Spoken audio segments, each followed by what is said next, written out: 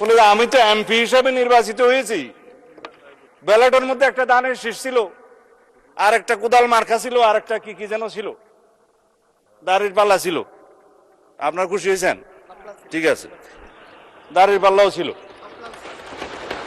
আচ্ছা শাপলাও ছিল না? ওনার আসনে শাপলা দাঁড়ায় নাই, ওনার আসনে শাপলা কুলি দাঁড়ায় নাই, ঢাকা 17-তে ছিল না, সেজন্য উনি না ওনার আসনে দাঁড়ায় না, ঢাকা 17-তে দাঁড়ায়।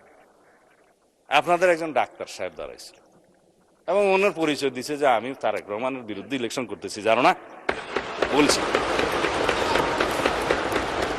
তো উনি বললেন যে ব্যালেটে তো এখানে সংবিধান সংস্কার পরিষদের সদস্য হিসেবে আলাদা কোনো ব্যালেট ছিল না।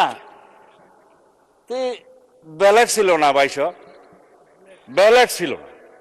বলে যে এখানে এমপি নির্বাচিত হওয়ার জন্য কনস্টিটিউশনাল ম্যান্ডেট হিসেবে নির্বাচন কমিশন সংসদ সদস্যদের নির্বাচনে একটা ব্যালেট দিয়েছে, সেখানে আমরা সিলটিল দিয়েছি।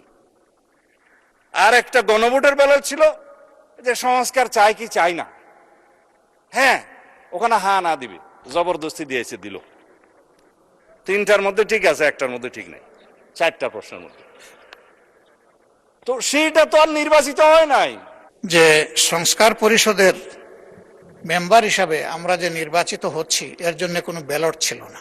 আমি বলবো ব্যালট ছিল, গণভোটের ব্যালটটাই সেই ব্যালট। এবং